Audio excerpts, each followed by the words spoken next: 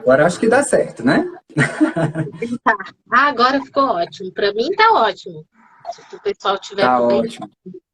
Pessoal, dá um coraçãozinho aí se tá tudo certo que a gente Ai, segue, tá? que bom. Ótimo. Bom, eu vou desativar os comentários, tá? Quem tiver alguma dúvida para a doutora Tereza, a gente vai responder ao final. E aí eu peço que vocês coloquem aqui nessa caixinha de perguntas que a gente abre para os questionamentos depois, tá bom?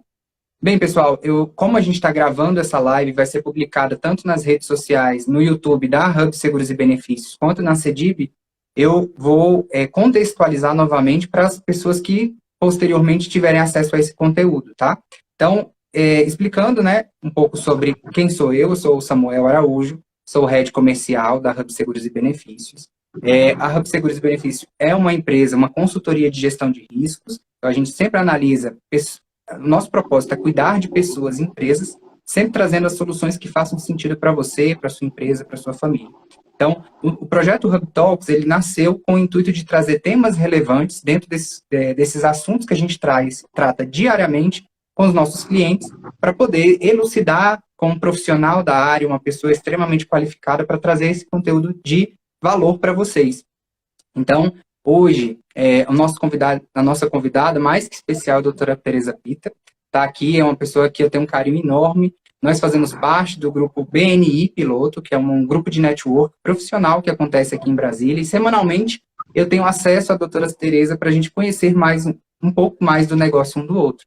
Então, já conheci presencialmente o escritório dela, o consultório dela, passei por toda a metodologia de trabalho que ela hoje tem, e já te antecipo a todos vocês que é fantástico. Conheçam mais sobre o CEDIP, tá?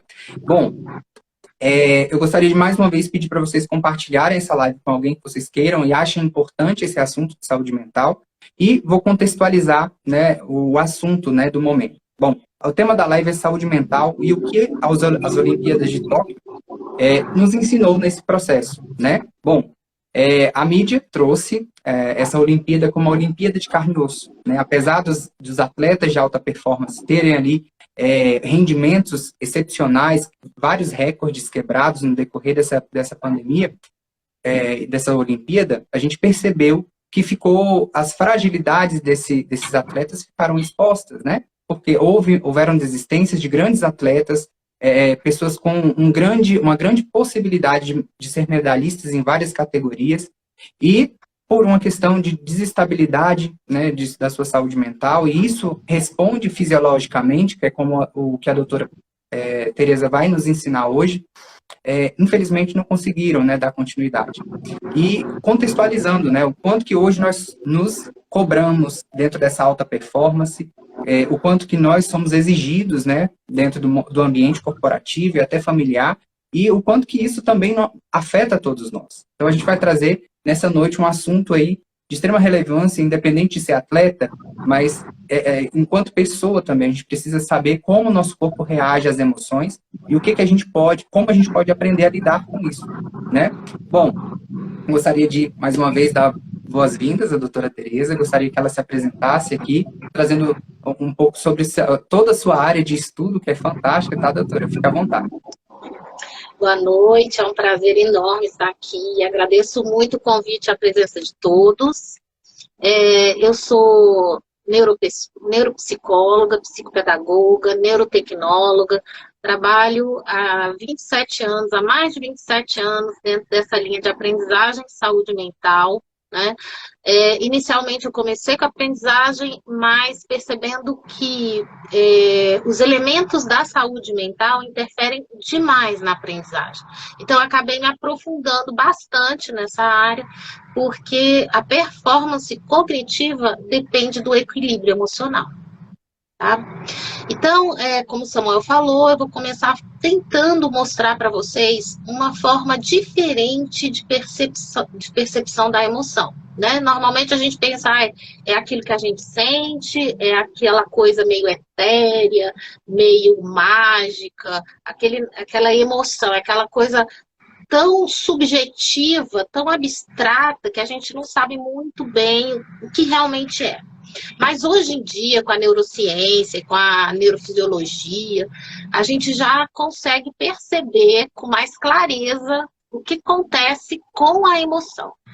E Eric Kandel, o vencedor do Prêmio Nobel de Fisiologia e Medicina de 2000, ele chegou à conclusão que a emoção é um conjunto de respostas fisiológicas. Isso quer dizer que o nosso funcionamento orgânico está diretamente ligado às nossas emoções. Uma coisa, a gente separa, né, didaticamente o funcionamento corporal e o funcionamento psicológico. Mas, na verdade, hoje a gente sabe que não existe essa divisão. Essa divisão é meramente didática. Ela só serve para nós tentarmos compreender, mas o funcionamento real não é assim. Então, eu vou tentar, de uma forma bem prática, mostrar para vocês como que realmente isso acontece na vida diária. Por exemplo, quando a gente sente vergonha, alguém passa uma cantada na menina, ela fica envergonhada, o que acontece? O rosto dela fica vermelho. Então, o que aconteceu ali? Essa emoção gerou um fluxo sanguíneo maior para o rosto. Então, você percebe que a emoção e o fluxo sanguíneo e aquela função, aquela ação orgânica estão intimamente ligados, né? Não dá nem para saber o que acontece primeiro. Outra coisa, por exemplo, o que acontece com o medo? Você fica branco, você fica com aquele frio na barriga. Então, o que aconteceu ali no corpo? A circulação sanguínea foi diminuída na periferia e foi, então, e também na parte do sistema digestório e foi aumentada na musculatura. Por quê? Porque quando geralmente a gente tem medo, a gente tem que tomar uma ação, uma atitude, né? Ou a gente paralisa ou a gente toma uma atitude. Então o organismo já se prepara, no caso você precisa correr para você estar com toda a sua potencialidade ali já em alerta e já pronta para aquela ação que você precisa. Então, hoje em dia, já não se aceita mais essa questão da emoção desvinculada do corpo. Não existe. As coisas são a mesma coisa, na verdade. Não existe uma separação. Então, como isso acontece? Vamos pensar no momento em que você está na rua, tá? E de repente, até uma coisa que aconteceu com uma amiga minha há muitos anos, uma colega no ensino médio. Ela me contou essa história, nunca esqueci, uso muito. Ela estava voltando da escola para casa, era bem pertinho, e de repente ela ouviu o cachorro latindo bem alto, ela olhou um cachorro enorme, e ela saiu correndo. E nessa corrida, ela percebeu que o cachorro era muito mais rápido que ela, ele ia alcançar. E sem entender o que ela fez, ela se deu conta só quando ela estava do outro lado de um muro. O muro era tipo assim, o dobro do tamanho dela. Ela é uma menina franzina, magrinha. E ela, quando ela chegou do outro lado, ela falou assim, como eu fiz isso? Porque assim, ela jamais poderia entender, ela jamais poderia ter a expectativa de ter pulado aquele muro. Simplesmente o organismo dela acionou todo o sistema de alerta, toda a melhor condição que ela podia dar, muito maior do que ela imaginava. Ela conseguiu saltar mais alto que a altura dela, conseguiu pegar em cima do muro, conseguiu puxar o corpo todo para cima e ainda jogar para o outro lado, né? Então é isso que acontece. Quando a gente entra em estresse, nosso corpo ele vai acionar todo esse sistema. Esse sistema acionado de uma forma lenta, de uma forma, vamos dizer assim, rápida, né? No sentido de que ele aciona e logo depois ela já caiu do outro lado do mundo, ela já relaxa. Então, ele é rápido, ele é intenso, mas ele logo em seguida cessa. Isso o organismo consegue fazer. O que o organismo não consegue fazer é manter um processo de estresse por muito tempo. Tá? E Exatamente. E aí é onde a gente entra, inclusive, com essa relação, né, da alta performance e as doenças emocionais, né? Eu acho que o que a gente aprende dentro desse contexto da Olimpíada, o que esses atletas que chegam ao pico de produtividade, de performance e de repente não conseguem mais ir além, Como é essa resposta? Como é que acontece isso fisiologicamente, doutora? O que acontece é que a gente não tem muita ideia do que é o treinamento de um atleta. Mas o treinamento de um atleta, ele está sempre no nível mais alto. Vamos pensar aqui, eu gosto das minhas analogias, vamos pensar no elástico. Se você tem um elástico, você quer que ele dure muito tempo, se você ficar puxando o tempo todo, ele vai chegar uma hora que ele não tem mais elasticidade nenhuma, é aquela coisa frouxa, quase um cordão, né? Então, o que os treinadores, os psicólogos, as pessoas que atuam em alta performance, eles fazem? É como a engenharia de materiais. Ele vai forçar o atleta o máximo, mas para que ele não seja lesionado, para que ele alcance o máximo de desempenho, mas ele consiga não deformar esse elástico. Então, é como se puxasse todas as vezes sem deformar. Como que a gente faz para puxar um elástico sem deformar? Dando tempo para ele voltar à condição original, né? A condição máxima, dando tempo de recuperação. Então, os atletas, eles têm um treinamento técnico e tático exaustivo, contínuo, mas dosado com a recuperação imediatamente próxima para que ele possa explorar o máximo da condição dele e voltar ao normal. Explorar o máximo e não lesionar, certo? A alimentação dele é exata, é específica, depende da época, ele pode comer uma coisa ou outra. Todo o processo dele é muito adequado e específico. O sono, ele tem que dormir sempre numa quantidade que ele se refere. Todo o esforço da vida de um atleta exige muita determinação, muita resiliência, muita persistência. Isso é o básico na personalidade de todos aqueles que foram para as Olimpíadas. Eles já trabalham assim o tempo todo. Agora, vamos imaginar esse pessoal, né, trabalhando já dentro desse limite máximo, tá? E ainda, no caso das Olimpíadas, né, ainda tem que administrar o assédio da imprensa, ainda tem que administrar os fofoqueiros que criam aquelas fofoquinhas para chamar atenção. Redes sociais, né?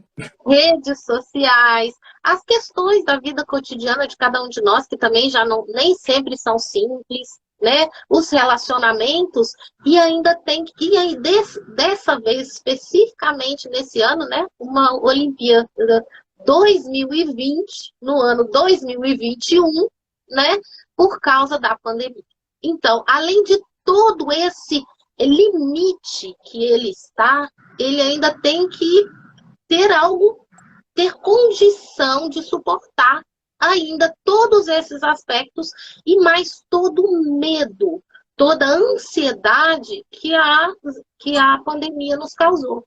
Então, veja bem, isso é muito complicado, né? Então,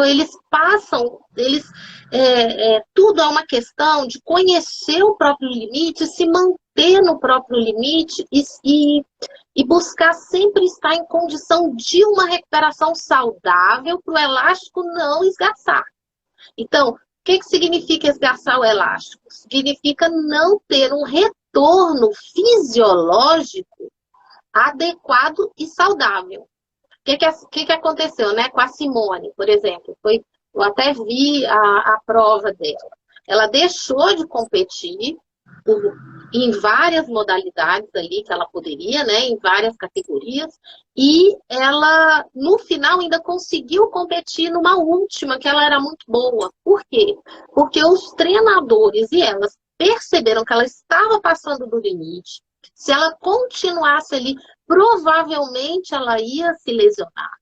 Então, eles tiveram que parar o treinamento, que diminuir a intensidade muito drasticamente, para que ainda desse tempo dela recuperar, né? Porque quando você recupera a fisiologia, você recupera o bem-estar, você consegue controlar os seus pensamentos de uma forma mais adequada, e aí seguiu e conseguiu fazer muito bem a última prova. O que acontece no treinamento de um atleta?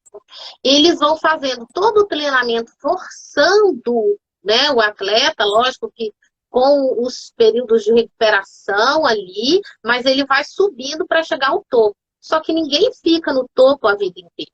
Então, ali, ela entrou no topo antes da hora, e aí eles perceberam, e para manter esse topo, eles deixaram ela cair um pouquinho, para ela subir, pegar o topo de novo quando ela participou da outra competição, né? Ficou um pouquinho mais baixo, porque ela poderia ter tirado um ouro ali, e aí, provavelmente, agora que vai acontecer, ela vai cair. Por que ela vai cair? Porque ela vai passar mal? Não, porque todo o corpo, todo o organismo precisa de recuperação. Então, ela atingiu o máximo, ela vai cair. Atinge o máximo, ela vai cair.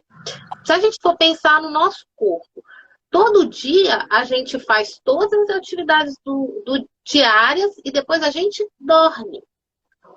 A hora do sono é o nosso momento privilegiado de restauração orgânica. Então, nós temos que dormir bem. O sono é algo que tem que ser preservado a todo custo. Tem muita gente que fala, eu durmo 4 horas por dia, eu durmo 5 horas por dia. Olha, pode até ser, mas a pessoa é a exceção da exceção da exceção. Existe, né, hoje até mesmo uma linha, né, dentro do ambiente corporativo de pessoas que optam por dormir 4 horas para poder conseguir entregar produtividade. Mas e essa relação de sono e produtividade? Como é que tá, né? Como é que ocorre, né? Se isso acontecer um dia, pode até que dê certo. Mas se isso for acontecendo sucessivas vezes, se essa pessoa for diminuindo a carga de sono, a quantidade de sono, o que vai acontecer? Ela vai dormir. O sono tem vários ciclos. Você tem que passar por várias vezes pelos ciclos para a sua restauração ser completa. Tanto a física quanto a emocional, né? Quanto a fisiológica. Então, você tem que passar. Se ele não passa, o processo dele de restauração vai ser quebrado. E o organismo vai entrar em exaustão. Então, ele passa pelo sono, mas não se recupera totalmente. Aí no outro dia passa, não recupera totalmente, vai sucessivas vezes passando sem a recuperação. Chega uma hora que o organismo está tão exausto que a liberação de substâncias, neurotransmissores, hormônios já está tão desarranjada, já está desequilibrada, que a própria área frontal do cérebro, ela não tem a mesma ativação. O que isso quer dizer? Que o julgamento da pessoa vai estar prejudicado, né? Que a execução das tarefas vão estar prejudicadas, porque essa área frontal é responsável por tudo isso, tá? E com certeza a produtividade vai cair. Fora que, pensa bem, quando a gente passa uma noite sem dormir, no dia seguinte sua memória não é mais a mesma. Você não lembra de tudo que você vai fazer, você não tem a mesma disposição, né? E quanto mais velho você for, mais tempo você leva para recuperar. Então, o sono é importantíssimo. A ilusão achar que... isso acontece muito com o concurseiro também. Quer passar as noites estudando e não consegue depois nem memorizar o conteúdo. Porque o sono também é responsável pela consolidação da memória. Durante o dia você guarda ela num lugar, no hipocampo. Durante a noite você vai distribuir ela na sua rede neuronal. Se você não dorme, não passa por todos os ciclos, você acaba perdendo a informação. Então, assim, não há como ficar sem sono e ter produtividade. Isso é completamente irreal. Fisiologicamente impossível. Excelente, assim, sempre é interessantíssimo esse processo fisiológico, né, atrelado à produtividade. A gente tem vivido, não só, né, fazendo um paralelo com as Olimpíadas, e até iniciei falando sobre isso, é interessante perceber que existe uma cultura da alta performance, em qualquer, né, seja, as pessoas se cobram por ser o melhor pai, a melhor mãe, o melhor profissional, dar 120% da sua meta. Isso é importantíssimo para você buscar o aprimoramento contínuo. Mas é importante entender esse processo também de descanso, né? De respeito aos seus limites, como você falou, né, doutora? E a gente percebe que a saúde emocional, além da questão da pandemia, né, a gente percebe que a ansiedade ela já vinha trazendo indícios, principalmente no Brasil, que foi apontado como um dos países mais ansiosos do mundo, né? Mas já vinha trazendo indícios de uma população que está adoecendo, né? Está trazendo aí situações que a ansiedade ela pode ter uma progressão negativa. Eu gostaria que você falasse um pouquinho mais sobre isso. Uhum. Vamos pensar um pouquinho no medo, que a ansiedade tem relação com o medo. Então, o que é o medo? É aquela, é aquela sensação quando você tem um perigo eminente. Por exemplo, quando ela viu o cachorro e ela saiu correndo ali, o perigo estava ali, era real, eminente, ok? O que é a ansiedade? A ansiedade é aquela perspectiva, é aquela preocupação antecipada sobre um perigo. Então, e se eu pegar Covid? E se eu transmitir o Covid? E se a pessoa que tiver o Covid ficar doente? E se ela for internada? Entendeu? Então, nada daquilo aconteceu, você nem pegou. Mas você fica pensando, você fica antecipando perigos. Essa antecipação funciona no organismo quase como se tivesse realmente acontecendo naquela hora. Então, seu organismo fica em estado de alerta. Você não pode, você tem que lavar a mão toda hora, você tem que passar o álcool gel toda hora, e isso vai gerando um estado de alerta.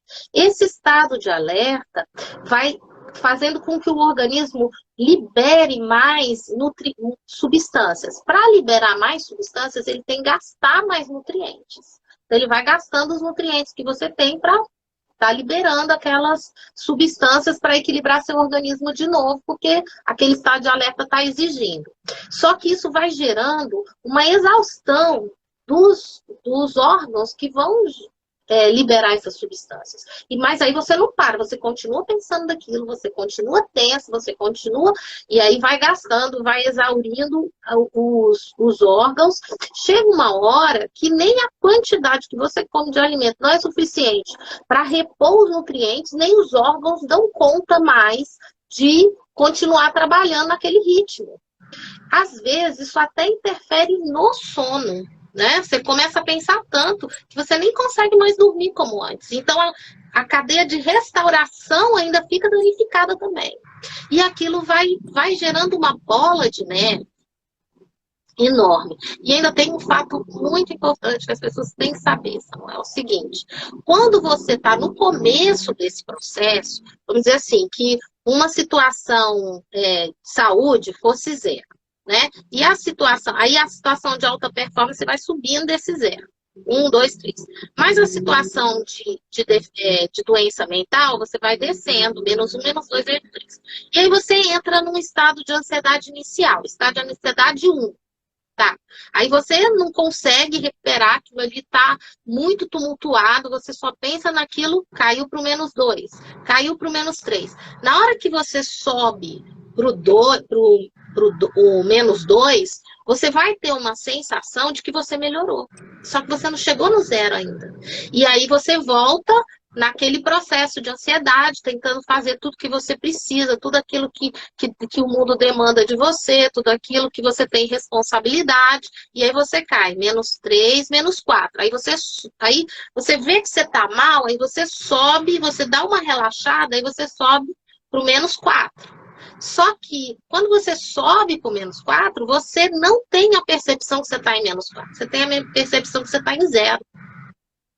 E aí você vai caindo cada vez mais, e quando você melhora um pouquinho, você acha que você está bem. E isso é muito perigoso, isso acontece muito. As pessoas só vão buscar ajuda quando estão péssimas. E por que esse preconceito, doutora? Oi? E por que esse preconceito em tratar de um tema e não se reconhecer dentro dessas limitações?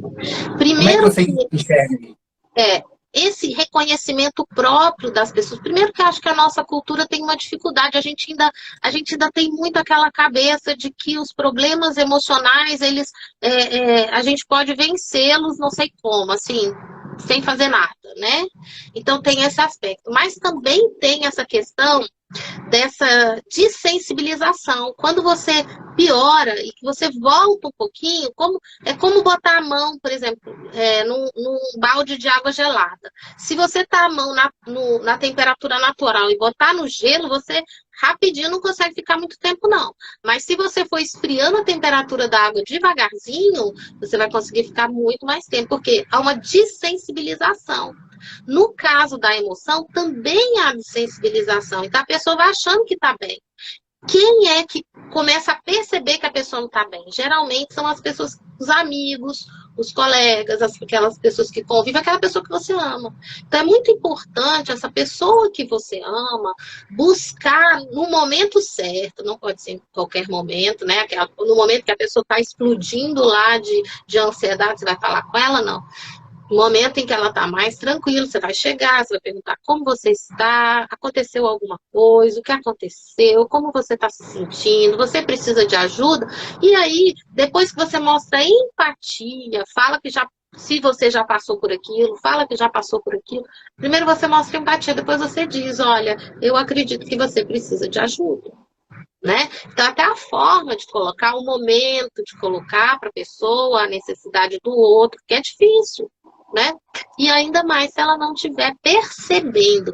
Mas aí você pode buscar comportamentos específicos. Você lembra aquele dia, aconteceu isso, isso que aconteceu nem era tão intenso e você ficou tão explosivo, ou você ficou tão nervoso. Isso tudo vai mostrar para a pessoa que realmente ela não está bem, né? Então é importante, os relacionamentos nessa hora são muito importantes para estar alertando as pessoas, porque existe realmente essa dessensibilização. Muita gente, quando chega para nós aqui, a gente faz uma avaliação, a pessoa não está percebendo que está mal. A gente pode fazer tanto o trabalho preventivo, um trabalho, né, para a pessoa perceber, você não está muito bem, vamos fazer só ajustes e você vai ficar melhor. Mas a gente também pode fazer o tratamento quando a pessoa está mal. Muitas vezes, mesmo a gente falando isso, se a pessoa ainda não passou pelo processo, ela até nem dá tanto valor. Mas aí depois acaba voltando quando está mais grave. Entendeu? Então, existe tanto o aspecto cultural, como também existe a dessensibilização fisiológica do processo. Existem os dois fatores. Então, a gente também não pode acusar as pessoas só de, ninguém liga para isso. Não é bem assim. Sim, perfeito.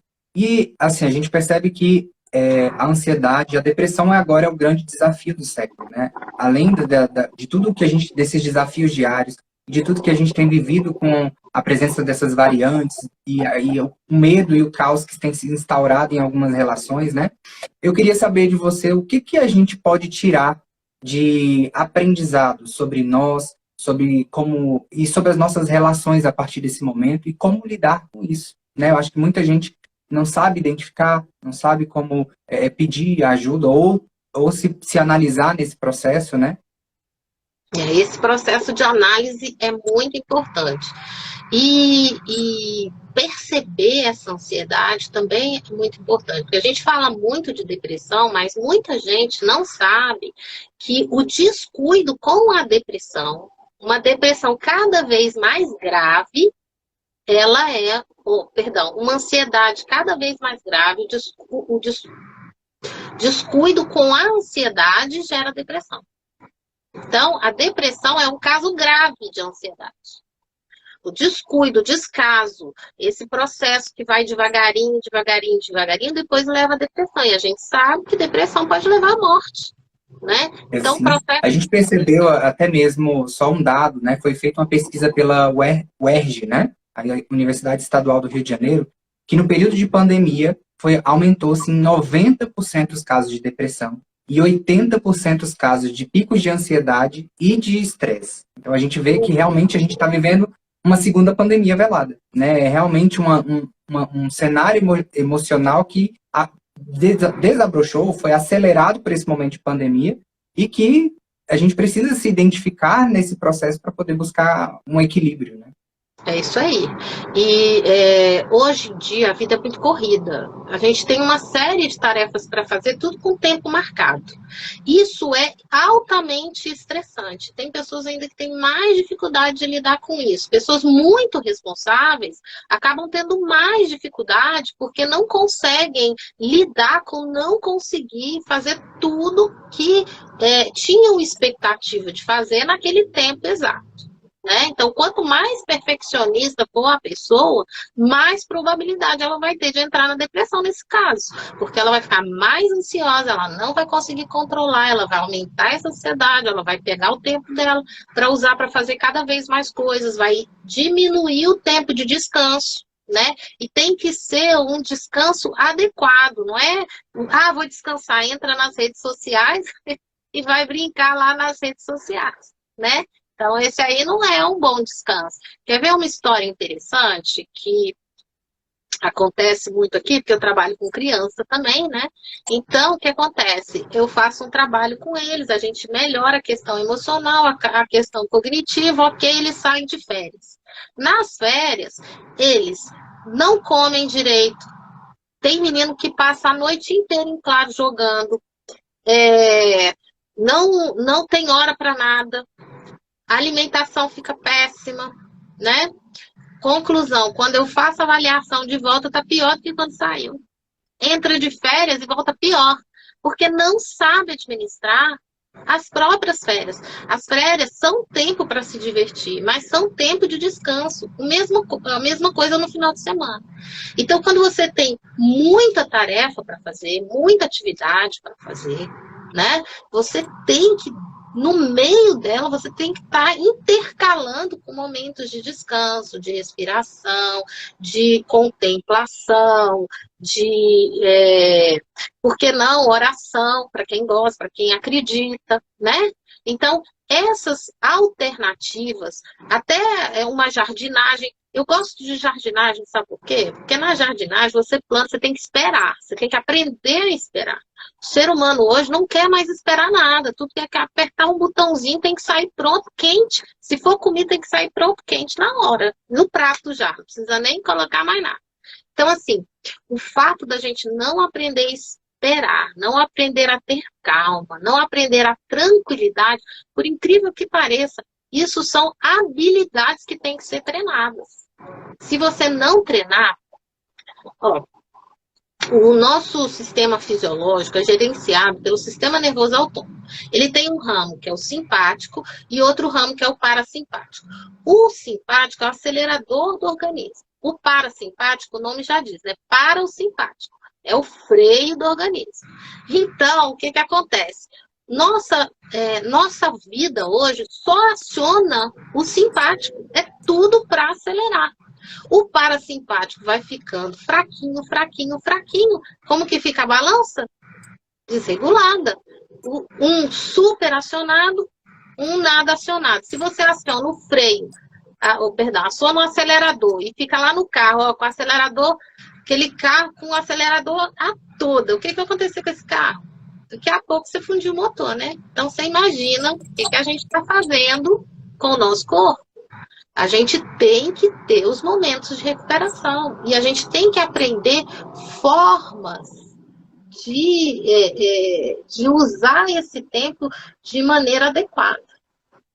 E é uma situação que, infelizmente, a pandemia, falando no ambiente agora corporativo, né? E até, se a gente for analisar a vida pessoal de algumas pessoas, né, de algumas estruturas, a gente percebe que o volume de trabalho, às vezes as pessoas, por estar em home office, não conseguem dissociar esses horários, né? Que antigamente, como você falou em processo, a gente tinha um processo de o horário para começar a trabalhar, o período de deslocamento, até o horário de finalizar o expediente, voltar para casa, e ali você tem uma atenção da família. Hoje, no home office, você vive isso ao mesmo tempo. Também, né? Aquele que dividia. Hoje em dia, a pessoa faz E aí, dentro desse contexto, a gente percebe o aumento, inclusive, da síndrome de burnout, né? Dentro dos ambientes corporativos. E a pessoa está dentro de casa, o que é mais desesperador, né? Porque ele não consegue se desvincular do trabalho hoje. Como lidar com essa situação? Como a gente pode identificar profissionais que estejam, de repente, passando por esse momento, doutor? Olha só, a síndrome de burnout é um distúrbio emocional com sintomas de exaustão extrema. Então, para você ficar com uma síndrome, você tem que ter passado por tudo isso que a gente falou e não ter tomado providência.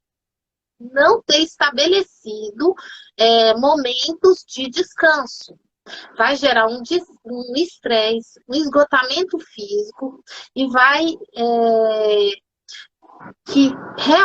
resultante de exagero, de desgaste no trabalho. tá? Então, o burnout está ligado direto ao trabalho, a demanda de muita competitividade, de muita responsabilidade, tá? O que que acontece? Quando você vai acionando o seu organismo para ele entrar em exaustão, que é aquilo que a gente falou, né? Vai lá e libera um monte de substância, continua fazendo, não para, e não tem tempo de recuperar, e o organismo vai ficando exausto, e aí não vai funcionando direito, e vai criando todo um caos orgânico. E se você não para, o organismo vai entender esse funcionamento como o funcionamento padrão. E aí ele vai entender que você tem que funcionar sempre assim, porque sua demanda é sempre aquela. E aí tem um aspecto mais que agrava mais ainda no caso do burnout, é que existe uma forma de aprendizagem que é associativa. Então, foi feita uma pesquisa lá no começo, há muitos anos atrás, que o Pavlov, que é um pesquisador bem antigo, ele tocava uma campainha e dava carne para o cachorro. Tocava a campainha e dava carne para o cachorro. Daqui a pouco ele começou a tocar a campainha, ele não precisava mais dar a carne para o cachorro já estava salivando. É isso que acontece no burnout. Você vai trabalhar, se estressa, vai trabalhar, se estressa, vai trabalhar, se estressa. Tem todo aquele desgaste orgânico. Daqui a pouco, só de pensar no trabalho, você já tem um desgaste orgânico. Você não precisa... É onde nascem as síndromes, né? Também, né? Síndrome do pânico, entre outras, né? Você não precisa mais estar no local. Você não precisa... Você basta pensar na atividade ou pensar no local e ela já dispara todo aquele padrão fisiológico. Então, e aí, para melhorar só com ajuda mesmo. O que a gente pode fazer é perceber que você está passando dos limites várias vezes e aí perceber que essa ansiedade, ela volta várias vezes, né? Então, você dá uma melhoradinha, mas ela volta. Você dá uma melhoradinha, mas ela volta. Não tá legal isso, porque a gente não tem que viver em ansiedade. Né? A gente não tem que viver com medo. Você começa a alterar o sono tá ruim um dia, no outro melhora. Aí passa 3 dias bom, mas fica ruim de novo. Opa! Aí isso tem uma continuidade. Então, se há continuidade, se há repetição, você já tem que tomar cuidado. Alguma coisa na sua vida tem que mudar para que você consiga efetivamente não causar em você essa própria doença. Porque as doenças a gente causa, tá?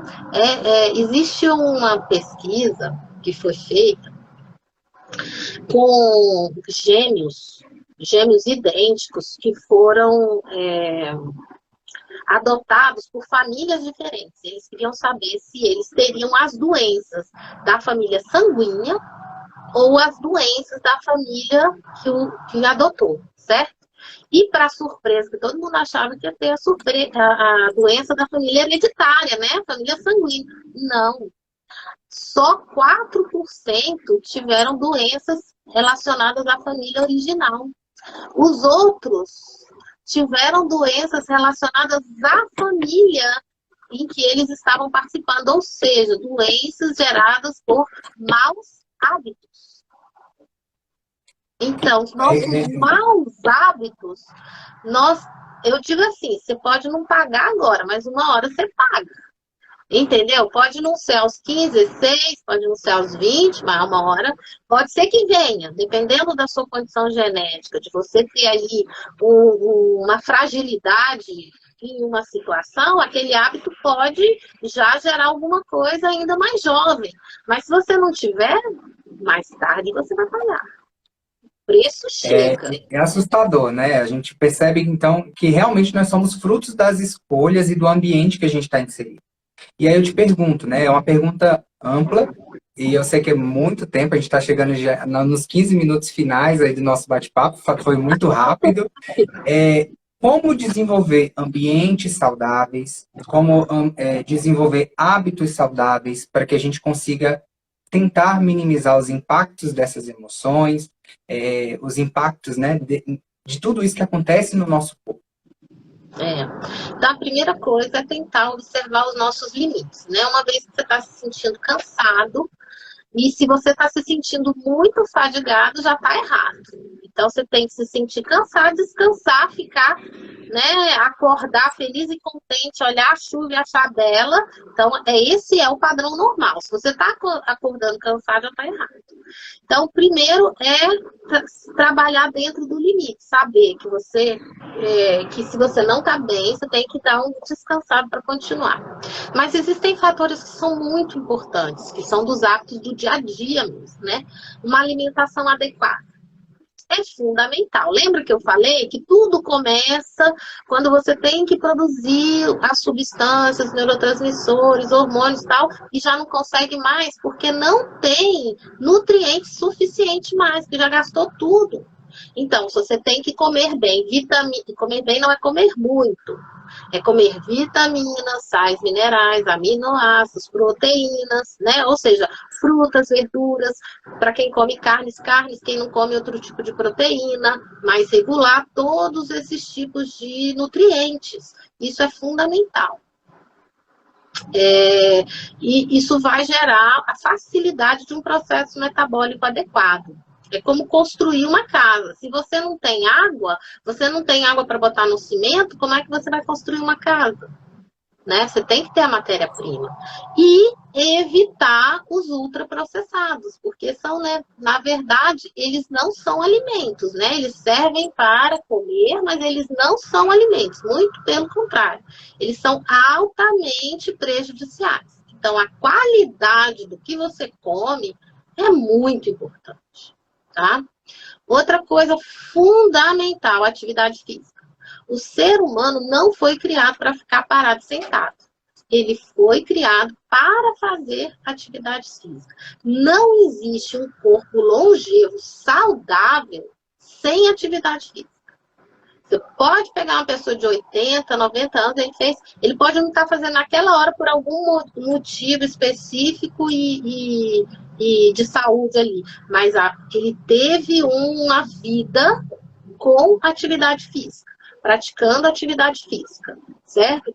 É simplesmente impossível a pessoa ser longeva e não ter praticado atividade física, porque são inúmeros os processos metabólicos otimizados pela atividade física.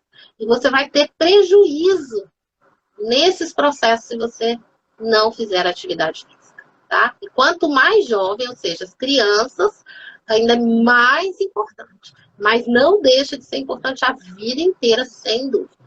Outra coisa que a gente já falou, o sono, né? O sono, vou repetir, é um processo, é um momento privilegiado de restauração orgânica.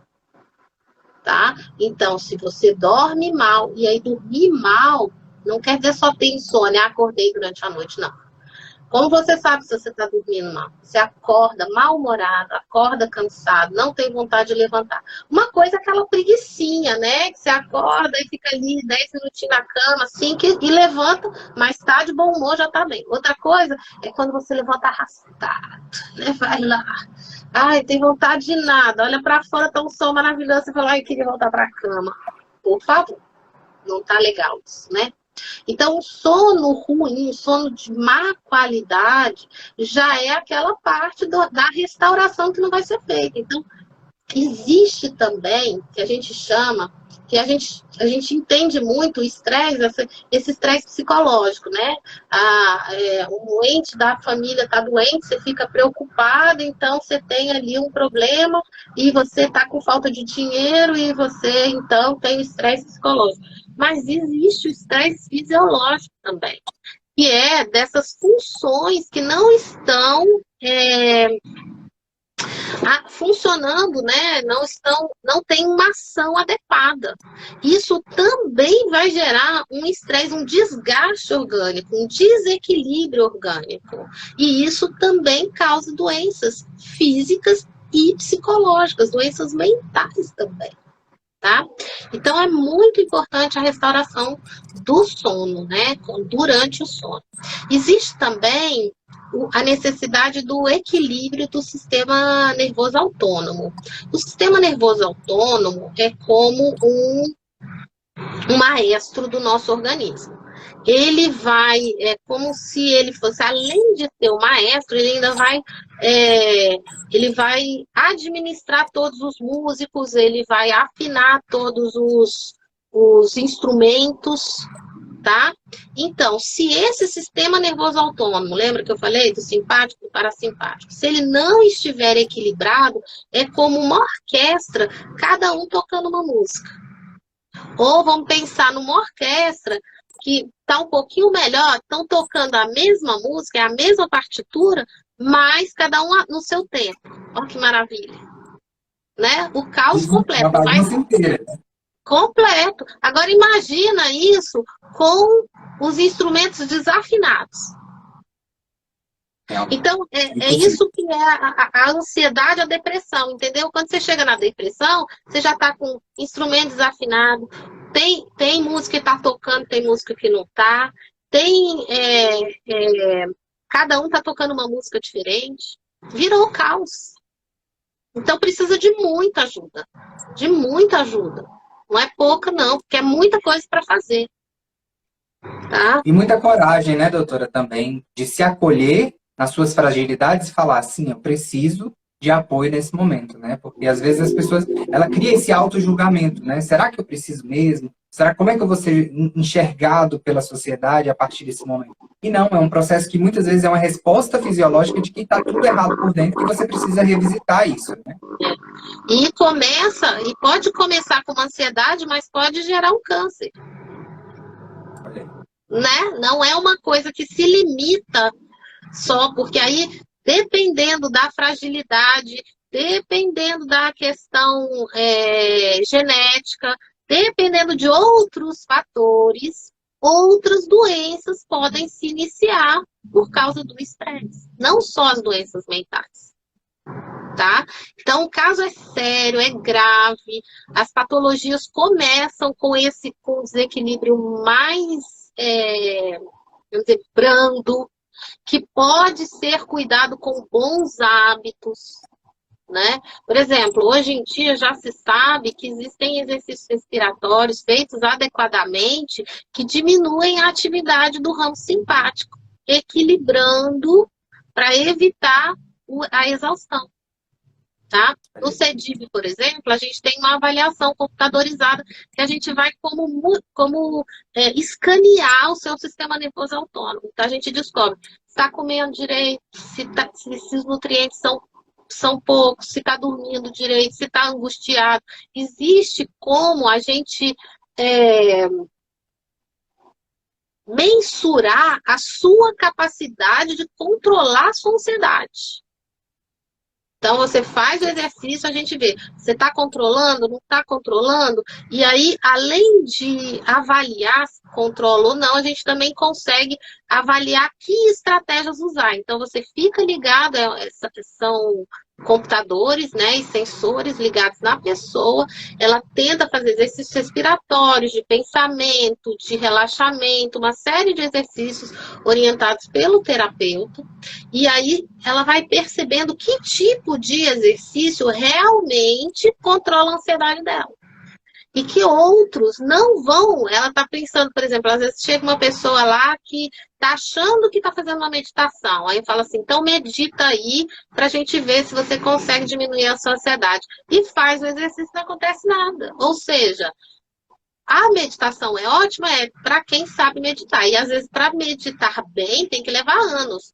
O nosso trabalho, muitas vezes, é mostrar para você quais são os elementos que vão favorecer até você entrar numa aula de meditação e fazê-la de forma adequada. Porque você sabe, assim eu consigo, assim eu não consigo. É com essa respiração, é com esse tipo de relaxamento, é com esse tipo de pensamento, né? Porque muitos pensamentos negativos, dentro desse processo de exaustão, os pensamentos negativos são provocados no cérebro. A pessoa não precisa querer ter um pensamento negativo. Ele surge, ele é invasivo, repetitivo e ele permanece ali. A pessoa quer controlar e não consegue. Esses já são sintomas de preocupação, que a pessoa tem que se preocupar para realmente não ir mais distante e não acabar com uma patologia bem mais grave, tá? Então, me Temos diz, por exemplo, perguntas. Estamos chegando aqui, acho que já nos minutinhos finais, tá? Desculpa te interromper, mas nós temos imagina, aqui a gostei, participação do pessoal, acho que eles ficaram muito interessados aqui e querem que perguntar para poder você responder. A Letícia Bastos, obrigado pela presença, Letícia, perguntou o seguinte: já que tendemos a ser descuidados, quais os sinais da nossa rotina que devemos ficar atentos? E uma segunda pergunta, como podemos incentivar uma pessoa a buscar ajuda? Obrigado pela pergunta, Letícia.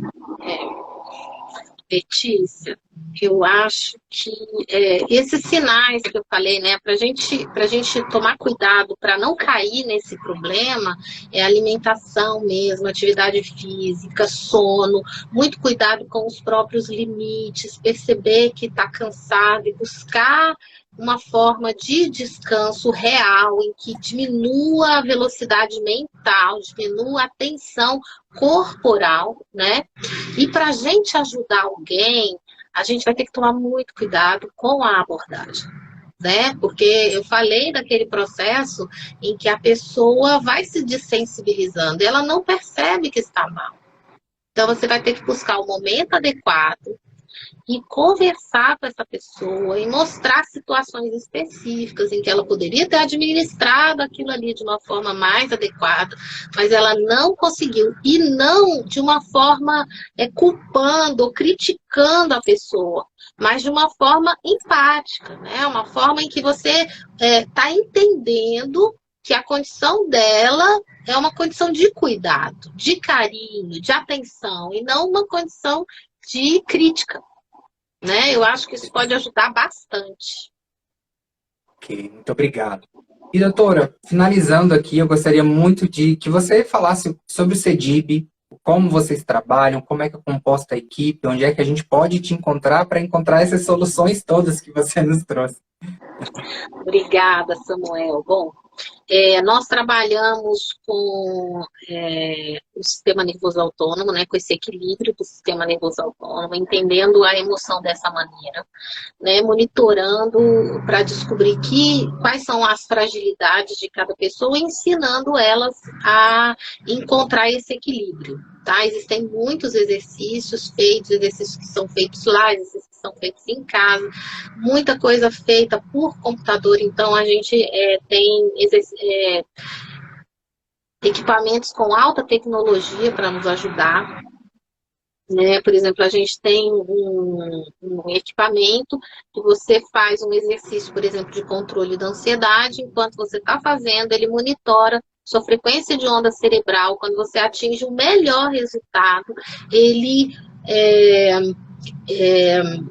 vai transformar aquela frequência de onda num som e você pode levar para casa para ouvir aquele som e treinar o seu controle da ansiedade, tá? E aí a gente vai garantir que você vai estar entrando naquela condição de aprendizagem que você treinou na clínica. Então, o nosso trabalho, às vezes, é um dia na clínica e 7 em casa. Mas, muitas vezes, esse trabalho não exige tempo, porque você pode ouvir esse som, por exemplo, fazendo o seu trabalho, sua atividade laboral. Então, você está lá, e aí você está controlando toda a sua ansiedade, você está ficando mais tranquilo enquanto você faz o seu trabalho.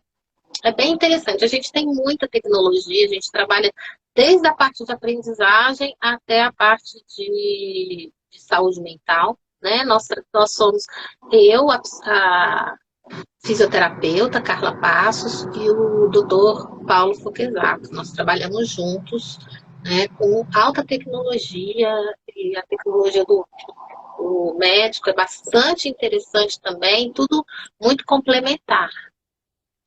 Que legal, muito bom encontrar uma equipe multidisciplinar que entende a emoção, né, que entende todos esses processos de forma integrada, né, que hoje a gente vê a medicina muito olhando de forma especializada, mas sem conectar os conhecimentos e a gente fica um pouco perdido. Então é muito bom essa referência. Quero aqui agradecer mais uma vez a toda a tua disponibilidade e doação, né, nesse conteúdo maravilhoso e tão necessário para esse momento que nós estamos vivendo. me solidarizar a todas as famílias que perderam seus entes queridos, que estão vivendo momentos, processos mentais, talvez, né, doentios, né, convivendo com pessoas e que você queira ajudar de alguma forma. Então, a gente presta aqui nossa solidariedade, nosso apoio no que for necessário, tá? Da mesma forma, a CEDIB é uma referência aqui em Brasília, eles ficam ali na Asa Norte, tá, pessoal? Para que vocês consigam acessar. Existe o perfil do CEDIB que está aqui, vocês podem seguir o perfil do CEDIB e marcar sua consulta com eles, tá? É de extrema qualidade, vão ser muito bem atendidos. Mais uma vez, doutora, obrigado, viu? Tudo de bom para você, conta com a gente. Eu é que agradeço, Samuel. Foi ótimo estar aqui com vocês. Que bom. Quer falar alguma coisa? Eu Tá quero aberto. agradecer a presença de todos, faço minhas suas palavras, achei que você terminou muito bem, né, solidarizando com todos, esse é um momento muito difícil, realmente, mas graças a Deus a gente tem que pensar que a gente está passando por ele, né, a gente está iniciando um processo melhor agora, que a gente vai poder diminuir essa tensão tão grande desses tempos, e nos concentrar na nossa saúde, na nossa melhora, né, nos nossos avanços agora, a gente vai ter novas oportunidades muito boas. Então, muita esperança para todos que estão aí, né, e muito obrigada novamente por poder estar aqui com você hoje. E com todos. Eu que agradeço, gente. Obrigado, boa noite para vocês, bom final de semana, né, que está se aproximando aí. E o que precisar, nós aqui da Hubs estamos aqui para poder encontrar o cuidado certo para vocês, tá bom? Boa noite, até mais, até o próximo Hub Talks. Até o próximo. Tchau, obrigado. Tchau.